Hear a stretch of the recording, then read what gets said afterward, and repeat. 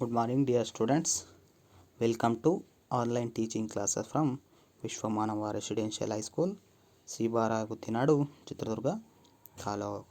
Dear students, myself Manuel, your English teacher. So, dear students, in this class we are going to discuss the second language, English subject. In that subject, we are going to discuss the supplementary reading prose Ranji's Wonderful Bat. Ranji's Wonderful Bat. This is the important supplementary reading prose from your text.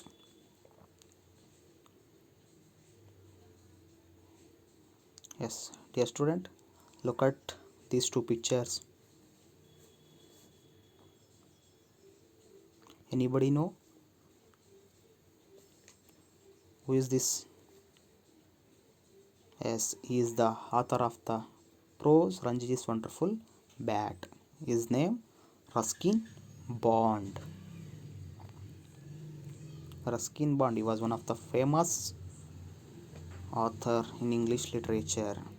Ruskin Bond was born on 19th May 1934. He is an Indian author of British descent. He lives with his adopted family in Landore, Mussoorie, India. The Indian Council for Child Education has recognized his role in the growth of children's literature in India. He was awarded the Sahitya Akademi Award in 1932 for Our Trees Still Grow in Dehra. His novel in English, he was awarded the Padma Shri in 1999 and the Padma Bhushan in 2014. So, dear student, Ruskin Bond was born on 19th May 1934. ಅಂದರೆ ಇವರು 1934 ಮೇ 19 ಜನಿಸ್ತಾ ಹೋಗ್ತಾರೆ. Is an Indian author of British descent. ಅಂದರೆ ಇವರು ಇಂಡಿಯಾದ ಒಬ್ಬ ಬರಹಗಾರ, ಆದರೆ ಬ್ರಿಟಿಷ್ ಅಂದರೆ ಇಂಗ್ಲೆಂಡ್ನಲ್ಲಿ ಜನಿಸ್ತಿದ್ದಂಥವ್ರು. He lives with his adopted family in Landour, Mussoorie, India. ಅಂದರೆ ಇವರು ಏನು ಒಂದು ಅಡಾಪ್ಟೆಡ್ ಫ್ಯಾಮಿಲಿಯನ್ ಆಗಿರುವಂತಹ ಲ್ಯಾಂಡೋರ್, ಮಸೂರಿ ಎನ್ನುವಂತಹ ಅವರ ಒಟ್ಟಿಗೆ ಜೀವನವನ್ನು ಸಾಗಿಸ್ತಾ ಇದ್ದರು. The Indian council for child education has recognised is role in growth of children's literature in India. ಅಂದರೆ ಭಾರತದ ಒಂದು ಏನು ಚೈಲ್ಡ್ ಎಜುಕೇಷನ್, ಮಕ್ಕಳ ಶಿಕ್ಷಣ ಒಂದು ಸಂಸ್ಥೆ ಏನಿತ್ತು, ಇದು ಇವರು ಬರಿತಿದ್ದಂತಹ ಮಕ್ಕಳ ವಿಧದ ಅನೇಕ ಒಂದು ಸಾಹಿತ್ಯ, ಮಕ್ಕಳ ಸಾಹಿತ್ಯದ ಒಂದು ಕೊಡುಗೆಗಳನ್ನು ಇವರು ಏನು ಕೊಡ್ತಾಯಿದ್ರು ಅವುಗಳನ್ನು ಗಮನಿಸಿ ಅದಕ್ಕೆ ಇವರಿಗೆ ಆ ಒಂದು ಮಕ್ಕಳ ಸಾಹಿತ್ಯಕ್ಕೆ ಹೆಚ್ಚಿನ ಒಂದು ಪ್ರೋತ್ಸಾಹ ನೀಡಲಿ ಅಂತಂದೇಳ್ಬಿಟ್ಟು ಇವರನ್ನು ರೆಕಗ್ನೈಸ್ ಮಾಡ್ತಾ ಹೋಯಿತು. ಈ ವಾಸ್ ಅವಾರ್ಡೆಡ್ ದ ಸಾಹಿತ್ಯ ಅಕಾಡೆಮಿ ಅವಾರ್ಡ್ ಇನ್ 1992. ಅಂದರೆ ಇವರಿಗೆ ಈ ಒಂದು ಏನು ಒಂದು ಸಾಹಿತ್ಯ ಕ್ಷೇತ್ರ ಸಾಧನೆಗೋಸ್ಕರ 1992ರಲ್ಲಿ ಸಾಹಿತ್ಯ ಅಕಾಡೆಮಿ ಪ್ರಶಸ್ತಿಯನ್ನು ನೀಡ್ತಾ ಹೋದರು. And also he got the awards of Padma Shri and Padma Bhushan. ಇವರಿಗೆ ಕೇವಲ ಅದಷ್ಟೇ ಅಲ್ಲ, ಪದ್ಮಶ್ರೀ ಮತ್ತು ಪದ್ಮಭೂಷಣ ಪ್ರಶಸ್ತಿಯನ್ನು ಸಹ ನೀಡಿ ಗೌರವಿಸ್ತಾ ಹೋದರು. Next, his novel in English. ಅಂದರೆ ಇವರು ಬರೆದಂತಹ ಒಂದು ಅವರ್ ಟ್ರೀಸ್ ಸ್ಟಿಲ್ ಗ್ರೋವ್ ಇನ್ ಡೆಹ್ರಾ ಎನ್ನುವಂಥ ಒಂದು ಇದಕ್ಕೆ ಸಾಹಿತ್ಯ ಅಕಾಡೆಮಿ ಪ್ರಶಸ್ತಿಯನ್ನು ದೊರೀತಾ ಹೋಯಿತು. ಇದು ಇವರ ಒಂದು ಮುಖ್ಯವಾದಂಥ ಒಂದು novel. And also I have already told he was awarded the Padma Shri and Padma Bhushan. 1999ರಲ್ಲಿ ಪದ್ಮಶ್ರೀ, 2014ರಲ್ಲಿ ಪದ್ಮಭೂಷಣ ಪ್ರಶಸ್ತಿಯನ್ನು ಇವರಿಗೆ ನೀಡ್ತಾ ಹೋದರು ಎನ್ನುವಂಥದ್ದು. He was a good story teller loved by children as well as adults like. ಅಂದರೆ ಇವರು ಹೆಚ್ಚಾಗಿ ಮಕ್ಕಳ ಒಂದು ಸಾಹಿತ್ಯವನ್ನು ರಚನೆ ಮಾಡ್ತಿದ್ರು. ಹಾಗಾಗಿ ಮಕ್ಕಳು ಇವರ ಒಂದು ರೈಟಿಂಗ್ಸ್ಗಳನ್ನು ಹೆಚ್ಚಾಗಿ ಇಷ್ಟಪಡ್ತಿದ್ರು. ಕೆಲವೊಮ್ಮೆ ಮಕ್ಕಳುಗಳೊಟ್ಟಿಗೆ ಏನು ಪ್ರಬುದ್ಧಮಾನವಾಗಿರುವಂಥವರು ಸಹ, ಅಂದರೆ ದೊಡ್ಡ ಯೌವನ ಸ್ಥಿತಿಯನ್ನು ದಾಟಿರುವಂಥವರು ಸಹ ಇವರ ಒಂದು ಏನು ರೈಟಿಂಗ್ಸ್ಗಳನ್ನು ಇಷ್ಟಪಡ್ತಾ ಇದ್ರು ಅನ್ನುವಂಥದ್ದು. So is famous books are the room of the roof, the blue umbrella, Delhi is not for. So ಇವರ ಮುಖ್ಯವಾದಂಥ ಪುಸ್ತಕಗಳು ಯಾವಪ್ಪ ಅಂದರೆ the room on the roof ಅನ್ನುವಂಥದ್ದು, ದ ಬ್ಲೂ ಅಂಬ್ರೆಲಾ ಎನ್ನುವಂಥದ್ದು, ಮತ್ತು ಡೆಲ್ಲಿ ಈಸ್ ನಾಟ್ ಫಾರ್ ಎನ್ನುವಂತಹ ಪ್ರಮುಖವಾದಂಥ ಪುಸ್ತಕಗಳನ್ನು ಇವರು ಬರೀತಾ ಹೋಗಿದ್ದಾರೆ.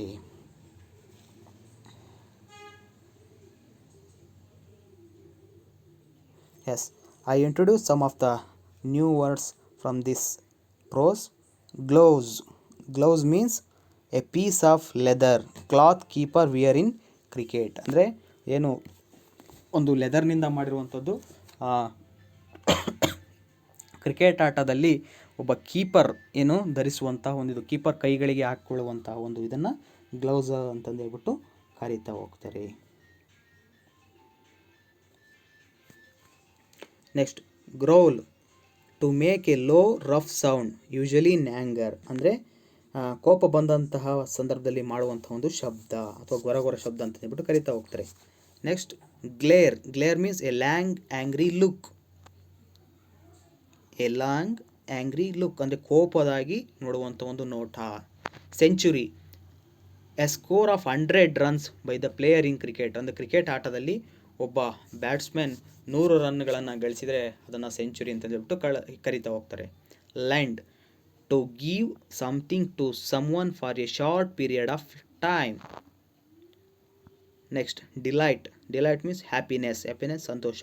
Twist, to give a sudden quick turn, ಅಂದರೆ ಬೇರೆ ದಾರಿಯನ್ನು ಹಿಡಿಯುವಂಥದ್ದು. Streak, to move somewhere extremely quickly, ಅಂದರೆ ಮಿಂಚಿನಂತೆ ಹೋಗುವಂಥದ್ದು, ವೇಗವಾಗಿ ಚಲಿಸುವುದು ಅನ್ನುವಂಥ ಅರ್ಥವನ್ನು ಕೊಡುತ್ತೆ. Stumps, the 3 vertical wooden poles at which the ball is bowled in cricket, ಅಂದರೆ ಕ್ರಿಕೆಟ್ ಆಟದ ಒಂದು ಹಿಂದೆ ಇಟ್ಟಿರುವಂಥ, ಅಂದರೆ ಒಬ್ಬ ಬ್ಯಾಟ್ಸ್ಮನ್ ಹಿಂದ್ಗಡೆ ಒಂದು ಏನು 3 ಗೂಟಗಳನ್ನು ಒಂದು ಮರದ ಒಂದು ಗೂಟಗಳನ್ನು ಇಟ್ಟಿರ್ತಾರೆ, ಅವನ್ನ ಸ್ಟಂಪ್ಸ್ ಅಂತಂದು ಹೇಳ್ಬಿಟ್ಟು ಕರಿತಾ ಹೋಗ್ತಾರೆ. Confidence, the quality of being certain of your abilities, ಅಂದರೆ ಆತ್ಮವಿಶ್ವಾಸ. Innings, the period in a game of cricket in which a team or a player bats, ಅಂದರೆ ಒಂದು ಬ್ಯಾಟ್ ಹಿಡಿದು ಆಡುವಂಥ ಸರದಿ, ಅಂದರೆ ಒಂದು ಟೀಮ್ ಅಥವಾ ಒಬ್ಬ ವ್ಯಕ್ತಿ ಆಡುವಂಥ ಒಂದು ಸರದಿ, ಅಥವಾ ಒಂದು ಟೀಮ್ ಒಂದು ಇನ್ನಿಂಗ್ಸ್ ಆಡುವ, ಅಂದರೆ ಒಂದು ಸರದಿ 1ರಿಂದ 11 ಬ್ಯಾಟ್ಸ್ಮನ್ಗಳವರು ಆಡುವಂಥ ಅಥವಾ ಒಬ್ಬ ಬ್ಯಾಟ್ಸ್ಮನ್ ಆಡುವಂಥ ಒಂದು ಸರದಿ ಅನ್ನುವಂಥದ್ದು. Next awning, a sheet of canvas of a frame used for shelter, ಅಥವಾ ಗುಡಾರ ಅಂತಂದು ಹೇಳ್ಬಿಟ್ಟು ಅರ್ಥವನ್ನು ಕೊಡ್ತಾ ಹೋಗುತ್ತೆ. So these are all the new words are came in to this chapter. Every one write down your starting of the notes.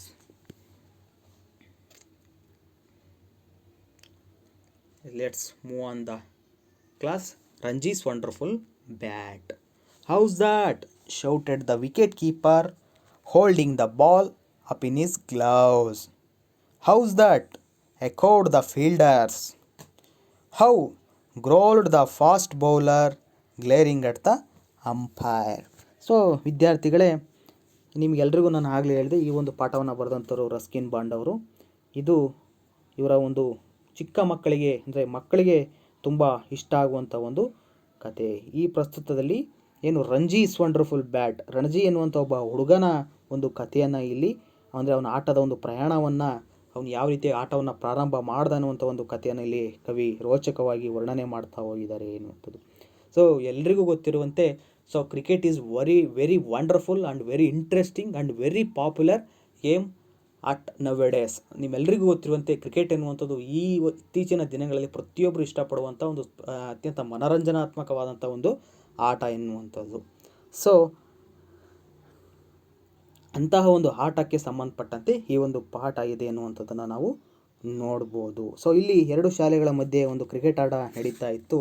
ಅಲ್ಲಿ ಆತಿಥೇಯ ಶಾಲೆ ಅಂತಂದರೆ ಏನಪ್ಪ ಅಂದರೆ, 2 ಶಾಲೆ ಇದ್ದರೆ ಒಂದು ನಮ್ಮದು, ಇನ್ನೊಂದು ಬೇರೆ ಇರುತ್ತೆ. ನಾವು ಆ ಒಂದು ಬೇರೆ ಟೀಮನ್ನು ನಮ್ಮ ಶಾಲೆಗೆ ಆಹ್ವಾನ ಮಾಡಿರ್ತಾರೆ, ಅದನ್ನು ಆತಿಥೇಯ ಶಾಲೆ, ನಮ್ಮ ಶಾಲೆನ ಆತಿಥೇಯ ಶಾಲೆ ಅಂತಂದು ಹೇಳ್ಬಿಟ್ಟು ಕರಿತಾ ಹೋಗ್ತಾರೆ. ಸೊ ಆ ಒಂದು ಸಂದರ್ಭದಲ್ಲಿ ಹೌಸ್ ದಾಟ್ ಎನ್ನುವಂಥ ಒಂದು ಶೌಟ್ ಬರುತ್ತೆ. ಹೌಸ್ ದಾಟ್ ಅಂತಂದು ಹೇಳಿದರೆ, ಇಲ್ಲಿ ಒಬ್ಬ ಬ್ಯಾಟ್ಸ್ಮನ್ ಔಟ್ ಆದಂಥ ಸಂದರ್ಭದಲ್ಲಿ ಒಬ್ಬ ಫೀಲ್ಡರ್ಸ್ ಆಗಿರ್ಬೋದು, ಬೌಲರ್ ಆಗಿರ್ಬೋದು, ಅಥವಾ ಕೀಪರ್ ಆಗಿರ್ಬೋದು, ಅಂಪೈರ್ಗಳಿಗೆ ಮನವಿ ಮಾಡುವಂಥ ಒಂದು ರೀತಿಯನ್ನು ಹೌಸ್ ದಟ್ ಅಂತ ಕರಿತಾ ಹೋಗ್ತಾರೆ. Shouted the wicket keeper holding the ball in the gloves. So ಅವ್ನ ಕೈಯಲ್ಲಿ ಅದು ಕ್ಯಾಚ್ ಆಗಿ ಬಂದಿರುವಂಥ ಒಂದು ಬಾಲನ್ನು ಇಟ್ಕೊಂಡು ಅವ್ನು ಹೌಸ್ ದಾಟ್ ಅಂತಂದ್ಬಿಟ್ಟು ಅಪೀಲ್ ಮಾಡ್ತಾ ಇದ್ದೀನಿ. Then howzat echoed the fielders. Then also howzat ಎನ್ನುವಂಥ ಒಂದು ವರ್ಡ್ ಏನಾಗ್ತಾ ಇದೆ ಇಲ್ಲಿ ಫೀಲ್ಡರ್ಸ್ ಕಡೆಯಿಂದನೂ ಬರ್ತಾ ಇದೆ. Next how growled the fast bowler glaring at the umpire. So ಅಲ್ಲಿ ಬೌಲರು ಸಮೇತ ಏನು ಮಾಡ್ತಿದ್ದೇನೆ, ಆ ಅಂಪೈರಿಗೆ ಹೌಸ್ ದಟ್ ಅಂದರೆ ಇದು ಏನು ಔಟಾ ಇಲ್ವಾ ಎನ್ನುವಂಥ ಒಂದು ಅಪೀಲನ್ನು ಮಾಡ್ತಾ ಇದ್ದೇನೆ. Out said the umpire and Suraj the captain of the school team was walking slowly back to the tool shed at the far end of the field. So ಆ ಒಂದು ಸಂದರ್ಭದಲ್ಲಿ ಏನಾಗುತ್ತಪ್ಪ ಅಂತಂದು ಹೇಳಿದರೆ ಅಂಪೈರ್ ಅನ್ನುವಂಥವ್ರು he give the decision of out. So on the time the Suraj the captain of the school he was walking slowly back to the tool shed and far end of the field. ಆ ಸಂದರ್ಭದಲ್ಲಿ ಆ ಒಂದು ಶಾಲೆಯ captain ಆಗಿರುವಂಥ ಸೂರಜ್ಗೆ out ಅಂತಂದು ಹೇಳ್ಬಿಟ್ಟು umpire ಅವರು ನಿರ್ಣಯವನ್ನು ನೀಡ್ತಾ ಹೋಗ್ತಾರೆ. ಸೊ ಆವಾಗ ಅವನೇನು ಮಾಡ್ತಾನೆ, ಸೂರಜ್ ಔಟಾಗಿ ಆ ಒಂದು ಏನು ಟೂಲ್ ಶೆಡ್ ಅಂದರೆ ಅವರ ಒಂದು ಫೆವಿಲಿಯನ್ ಅಂತಂದು ಹೇಳ್ಬಿಟ್ಟು ಅವರ ಒಂದು ಪ್ಲೇಯರ್ಸ್ಗಳಿರುವಂಥ ಜಾಗಕ್ಕೆ ಬರ್ತಾ ಹೋಗ್ತಾನೆ. The score stood at 53 for 4 wickets. Another 60 run had to be made for victory and only one good batsman remained. All the rest were bowlers who could not make many runs. So on that time the team score was 53 for 4 wicket. So on that time they required another 60 runs had to be made for victory and only one good batsman remained. Still another rest of the team was bowlers. They did not bat very well like that batsman. So ಆ ಒಂದು ಸಂದರ್ಭದಲ್ಲಿ ಆ ಒಂದು ತಂಡದ score ಎಷ್ಟಾಗಿರುತ್ತಪ್ಪ ಅಂತಂದು ಹೇಳಿದರೆ 53 ಆಯ್ತು. ಅಲ್ಲಿಗೆ ಆಲ್ರೆಡಿ 4 ವಿಕೆಟ್ ಅನ್ನುವಂಥದ್ದು ಕಳ್ಕೊಂಡಿರುತ್ತೆ. ಆ ಒಂದು 4 ವಿಕೆಟ್ ಅಂದರೆ 4 ಬ್ಯಾಟ್ಸ್ಮನ್ ಕಳ್ಕೊಂಡಂಥ ಸಂದರ್ಭದಲ್ಲಿ ಮುಖ್ಯವಾಗಿ ಉಳ್ಕೊಂಡಿರುವಂಥ ಕೊನೆಯ ಒಬ್ಬ ಬ್ಯಾಟ್ಸ್ಮನ್ ಯಾರಪ್ಪ ಅಂತಂದು ಹೇಳಿದರೆ ಅವನೇ ರಣಜಿ. ಅವನು ಅತ್ಯಂತ ಕಿರಿಯ ಆಟಗಾರ. ಸೊ ಆ ಒಂದು ಸಂದರ್ಭದಲ್ಲಿ ಅವರ ತಂಡಕ್ಕೆ ಇನ್ನೂ ಸುಮಾರು 60 ರನ್ಗಳ ಅವಶ್ಯಕತೆ ಇರುತ್ತೆ. ಕೇವಲ ಒಬ್ಬನೇ ಬ್ಯಾಟ್ಸ್ಮನ್ ಇರ್ತದೆ, ಇನ್ನುಳಿದಂಥವರೆಲ್ಲ ಬೌಲರ್ ಆಗಿರ್ತಾರೆ. ಅವರಿಗೆ ಬ್ಯಾಟ್ಸ್ಮನ್ಗಳ ರೀತಿಯಲ್ಲಿ ಬ್ಯಾಟಿಂಗ್ ಆಡುವಂಥ ಒಂದು ಕಲೆ ಎನ್ನುವಂಥದ್ದು ಇರೋದಿಲ್ಲ ಎನ್ನುವಂಥದ್ದು. Next, it was Ranji's turn to bat. He was the youngest member of the team. Only 11 but strong and bold. Ranjis prepared to face the bowler. The hard, shiny red ball came speeding towards him. So I have already told that is the Ranji's turn to bat. He was the youngest member of that team. So on that time his age was only 11 but he was very strong and bold. Then Ranji prepared to face the bowler. The bowler looked like a very hard and the ball also looked the hard and shiny and red ball came speeding towards him. So ಆ ಒಂದು ಸಂದರ್ಭದಲ್ಲಿ ನಾನು ಆಗಲೇ ಏನು ಹೇಳಿದೆ, ರಂಜಿಯ ಒಂದು ಸರದಿ ಬರುತ್ತೆ ಬ್ಯಾಟಿಂಗ್ ಆಡುವಂಥದ್ದು. ಈ was one of the youngest member. ಅವನು ತುಂಬ ಕಿರಿಯ ವಯಸ್ಸಿನ ಆಟಗಾರ, ಆ ಒಂದು ತಂಡದಲ್ಲಿದ್ದಂಥ ಕಿರಿಯ ಆಟಗಾರ ಆಗಿರ್ತಾನೆ. ಬಟ್ ಅವನ ವಯಸ್ಸಿನಲ್ಲಿ ಕಿರಿಯನಾಗಿರ್ಬೋದು, ಆದರೆ ತುಂಬ ಸ್ಟ್ರಾಂಗ್, ಬಲಶಾಲಿ, ಹಾಗೆ ತುಂಬ ಬೋಲ್ಡ್ ಆದಂಥ ಒಬ್ಬ ಹುಡುಗ ಆಗಿರ್ತಾನೆ. He prepare to face the bowler. So ಅವನು ಏನು ಆ ಬೌಲರನ್ನು ಫೇಸ್ ಮಾಡೋದಕ್ಕೆ ರೆಡಿಯಾಗಿರ್ತಾನೆ. ಸೊ ಆ ಬೌಲರ್ ಕೈಲಿದ್ದಂಥ ಬಾಲು ತುಂಬ ಹಾರ್ಡ್ ಆಗಿರುತ್ತೆ, ಹಾಗೆ ತುಂಬ ಶೈನಿ. ತುಂಬ ಒಂದು ಶೈನಿ ಅಂತಂದೇಳಿ ಏನು ಯಾವುದೇ ರೀತಿಯಾದಂತಹ ಒಂದು ಒಳಪನ್ನು ಕಳ್ಕೊಂಡಿರೋದಿಲ್ಲ. ಸೊ ಅದು ರೆಡ್ ಬಾಲ್ ಆಗಿರುತ್ತೆ. ನಿಮಗೆ ಗೊತ್ತಿದೆ, ಒಂದು ಟೆಸ್ಟ್ ಕ್ರಿಕೆಟಲ್ಲಿ ಒನ್ ಡೇನಲ್ಲಿ ಬೇರೆ ಬೇರೆ ರೀತಿ ಬಾಲನ್ನು, ಒನ್ ಡೇ ಮತ್ತು 22 ವೈಟ್ ಬಾಲನ್ನು ಬಳಸ್ತಾರೆ. ಟೆಸ್ಟ್ ಕ್ರಿಕೆಟಲ್ಲಿ ರೆಡ್ ಬಾಲ್ ಬಳಸ್ತಾರೆ. ಯಾಕಪ್ಪ ರೆಡ್ ಬಾಲ್ ಬಳಸ್ತಾರೆ ಅಂದರೆ ಆ ರೆಡ್ ಬಾಲ್ನ ಉಪಯೋಗಿಸ್ಕೊಂಡು ತುಂಬ ಓವರ್ಗಳನ್ನ ಮಾಡ್ಬೋದು. ಸುಮಾರು 80 ಓವರ್ಗಳಷ್ಟು ಬೌಲಿಂಗ್ ಮಾಡ್ಬೋದು. ಆದರೆ ವೈಟ್ ಬಾಲ್ ಅಷ್ಟೊಂದು ಓವರ್ಗಳನ್ನು ಮಾಡೋದಕ್ಕೆ ಬರೋದಿಲ್ಲ. ಅದರಲ್ಲಿ ಏನು ಸ್ಟಿಚಸನ್ನು ಹಾಕ್ಸಿರ್ತಾರೆ, ಅವೆಲ್ಲ ಬಿಟ್ಟು ಹೋಗ್ತವೆ. ಬಟ್ ರೆಡ್ ಬಾಲಲ್ಲಿ ಏನಾಗಿರುತ್ತೆ, ತುಂಬ ಓವರ್ಗಳ ಅದರಲ್ಲಿ ಮಾಡ್ಬೋದು ಅನ್ನೋದ್ರಿಂದ ರೆಡ್ ಬಾಲನ್ನು ಉಪಯೋಗಿಸ್ತಾ ಹೋಗ್ತಾರೆ. ಸೊ ಸ್ಟಾರ್ಟಿಂಗಲ್ಲಿ ತುಂಬ ಶೈನ್ ಇರುತ್ತೆ. ಬಾಲನ್ನು ಹಾಕ್ತಂಥ ಸಂದರ್ಭದಲ್ಲಿ ನೋಡಿರ್ತಾರೆ, ಸ್ವಿಂಗ್ ಆಗ್ತಾ ಇರುತ್ತೆ. ಅಂದರೆ ಆ ಸ್ಟಿಚಸ್ ಏನಾದ್ರು ನೆಲಕ್ಕೆ ಬಿದ್ದಂಥ ಸಂದರ್ಭದಲ್ಲಿ ಒಂದು ಇನ್ ಸ್ವಿಂಗ್ ಅಂತ ಕರೀತಾರೆ, ಒಂದು ಔಟ್ ಸ್ವಿಂಗ್ ಅಂತ ಕರೀತಾರೆ. ಇನ್ ಸ್ವಿಂಗ್ ಅಂತಂದು ಹೇಳಿದರೆ ಬ್ಯಾಟ್ಸ್ಮನ್ಗಳು ಆಡ್ತಿರ್ತಾರೆ, ಅವರ ಒಳಗಡೆ ಬರುವಂಥದ್ದು. ಔಟ್ ಸ್ವಿಂಗ್ ಅಂತಂದರೆ ಬ್ಯಾಟ್ಸ್ಮನ್ಗಿಂದ ಹೊರಗಡೆ ಹೋಗುವಂಥದ್ದು ಅಂತಂದು ಹೇಳ್ಬಿಟ್ಟು ಕರಿತಾ ಹೋಗ್ತಾರೆ. Then Ranji was going to leap forward and play the ball back to the bowler. But at last moment he changed his mind and stepped back, planning to push the ball through the ring of fielders on his right or offside. The ball owning the air shot off the grass and came through sharply to strike Ranji on his pads. So on that time Ranji going to leap forward and play the ball back to the bowler. So ಆ ಒಂದು ಸಂದರ್ಭದಲ್ಲಿ ರಂಜಿ ಏನು ಮಾಡ್ತಾನಪ್ಪ ಅಂತಂದು ಹೇಳಿದರೆ bowler ಹಿಂದಕ್ಕೆ ಬಾಲನ್ನು ಹೊಡಿಬೇಕು ಅಂತಂದು ಹೇಳ್ಬಿಟ್ಟು ಅಂದ್ಕೊಳ್ತಾನೆ. But at the last moment he change ರಿಡೀಸ್ಮೆಂಟ್. ಆದರೆ ಕೊನೆಯ ಕ್ಷಣದಲ್ಲಿ ಅವನು ಏನು ಮಾಡ್ತಾನೆ ಹೋಗ್ತಾನೆ, ತನ್ನ ಒಂದು ಬ್ಯಾಟಿಂಗ್ ಶೈಲಿಯನ್ನು ಬದಲಾಯಿಸ್ಕೊಳ್ತಾನೆ. ಪರಿಣಾಮವಾಗಿ ಆ ಒಂದು ಬಾಲ್ ಅನ್ನುವಂಥದ್ದು ಏನಾಗುತ್ತಪ್ಪ ಅಂತಂದು ಹೇಳಿದರೆ ಈ planning to push the ball through the ring fielders. ಅಂದರೆ ಅವೇನೋ ಸರ್ಕಲ್ ಬರುತ್ತೆ, ಒಂದು 38 ಸರ್ಕಲ್ ಅಂತಂದು ಹೇಳ್ಬಿಟ್ಟು ಒಂದು ರಿಂಗನ್ನು ಹಾಕಿರ್ತಾರೆ. ಆ ಒಂದು ಸರ್ಕಲ್ ಫೀಲ್ಡರ್ನ ದಾಟಿಸ್ಬೇಕು ಅಂತಂದು ಹೇಳ್ಬಿಟ್ಟು ಅವ್ನು ಡಿಸೈಡ್ ಮಾಡ್ತಾನೆ. ಆ ಒಂದು ಸಂದರ್ಭದಲ್ಲಿ ತುಂಬ ಗಾಳಿಯಲ್ಲಿ ಮೇಲ್ಗಡೆಯಿಂದ ಬಂದಂಥ ಬಾಲ್ ಏನಾಗುತ್ತೆ, ಆ ಒಂದು ಪಿಚ್ಚಲ್ಲಿದ್ದಂಥ ಒಂದು ಗ್ರಾಸ್ ಅಂದರೆ ಹುಲ್ಲಿನ ಮೇಲೆ ಬಿದ್ದುಬಿಟ್ಟು ಅವನ ಒಂದು ಪ್ಯಾಡ್ಗೆ ತಗುಲ್ತಾ ಹೋಗುತ್ತೆ. So the umpire raised a finger out he said, and it was Ranji's turn to walk back to the tool shed. So on that time, the umpire decision is out. He raised his finger, he out he said, and it was Ranji's turn to walk back to the shed. So ಆ ಒಂದು ಸಂದರ್ಭದಲ್ಲಿ ಆ umpire ಏನು ಮಾಡ್ತಾನೆ, Ranji out ಅಂತಂದು ಹೇಳ್ಬಿಟ್ಟು declare ಮಾಡ್ತಾ ಹೋಗ್ತಾನೆ. ಆವಾಗ ಆ ಒಬ್ಬ ರಂಜಿ ಏನು ಮಾಡ್ತಾನಪ್ಪ ಅಂತಂದು ಹೇಳಿದರೆ, ಆ ಒಂದು ತನ್ನ ಫೆವಿಲಿಯನ್ ಅಂದರೆ ತನ್ನ ಆಟಗಾರರಿರುವಂಥ ಸ್ಥಳವನ್ನು ಫೆವಿಲಿಯನ್ ಅಂತ ಕರಿತಾ ಹೋಗ್ತಾರೆ, ಅಲ್ಲಿಗೆ ವಾಪಸ್ ಬರ್ತಾ ಹೋಗ್ತಾನೆ ಔಟ್ ಆಗಿ. So on the time the match was own by the visiting team. ಆ ಒಂದು ಸಂದರ್ಭದಲ್ಲಿ ಏನು ಹೊರಗಡೆಯಿಂದ ಬಂದಿಂತಂದರೆ ನಮ್ಮದು ಆತಿಥ್ಯ, ಎದುರುಗಡೆ ಬಂದು ಅತಿಥಿ ಶಾಲೆ ಅಂತ ಕರಿತಾ ಹೋಗ್ತೀವಿ. ಸೊ ಅತಿಥಿ ಒಂದು ಟೀಮ್ ಏನಾಗ್ತಾ ಹೋಗುತ್ತೆ, ವಿನ್ ಆಗ್ತಾ ಹೋಗುತ್ತೆ. ಯಾಕಪ್ಪ ಅಂತಂದರೆ ಅವನೊಬ್ಬನೇ ಸ್ಪೆಷಲಿಸ್ಟ್ ಬ್ಯಾಟ್ಸ್ಮನ್ ಬೆಳೆದು ಅವನು ಔಟ್ ಆಗೋದ, ಉಳಿದವರೆಲ್ಲ ಬೌಲರ್ ಆಗಿದ್ದ ಕಾರಣ ಆ ಒಂದು ತಂಡ ಅಷ್ಟು ರನ್ಗಳನ್ನು ಚೇಸ್ ಮಾಡೋಕ್ಕಾಗದಲೇ ಸೋಲ್ತು ಎನ್ನುವಂಥದ್ದು. Next, never mind said Suraj patting Ranji on to the back. You will do better next time, he told Ranji, or you will lose your place in the side. So on that time Suraj said to Ranji, never mind, ಏನು ತಲೆ ಕೆಡಿಸ್ಕೋಬೇಡ, patting Ranji on the back. ಅವನು ವಾಪಸ್ ಬಂದಂಥ ಫೆವಿಲಿಯನ್ಗೆ ವಾಪಸ್ ಬಂದಂಥ ಸಂದರ್ಭದಲ್ಲಿ ಸೂರಜ್ ಹೇಳ್ತಾನೆ, ನೀನೇನು ತಲೆ ಕೆಡಿಸ್ಕೋಬೇಡ, ಏನಾಗಿಲ್ಲ. So you will do better next time, ನೀವು ಮುಂದಿನ ಸಲ ಇನ್ನೂ ತುಂಬ ಚೆನ್ನಾಗಿ ಆಟ ಆಡಬೇಕು. ಈ ಟೋಲ್ಡ್ ರಂಜಿ, ಅವನು ಸೂರಜ್, ಯಾಕಪ್ಪ ಅಂದರೆ ಅವ್ನು ಕ್ಯಾಪ್ಟನ್, ಅವ್ನು ಎಲ್ಲರನ್ನೂ ಸಂಭಾಳಿಸ್ಬೇಕು. Or you will lose your place in the next time, you will do better next time, or else you will lose your place in the side. ಅಂದರೆ ನೀವು ಮುಂದಿನ ಪಂದ್ಯದಲ್ಲಿ ನೀನು ಚೆನ್ನಾಗಿ ಆಡಬೇಕು, ಇಲ್ಲ ಒನ್ಸ್ ನೀನು ಚೆನ್ನಾಗಿ ಆಡಲಿಲ್ಲಪ್ಪ ಅಂತಂದು ಹೇಳಿದರೆ ತಂಡದಲ್ಲಿ ನೀನು ಸ್ಥಾನವನ್ನು ಕಳ್ಕೊಳ್ತೀವಿ. ಯಾಕಂದರೆ ಬೇಕಾದಷ್ಟು ಪ್ಲೇಯರ್ಸ್ಗಳು ಆಟ ಆಡೋದಕ್ಕೆ ಕಾಯ್ತಾ ಇದ್ದಾರೆ ಅಂತ ಹೇಳ್ಬಿಟ್ಟು ಹೇಳ್ತಾ ಹೋಗ್ತಾನೆ. Avoiding the other players, Ranji walked slowly ಹೋಮ್ವಾರ್ಡ್ಸ್.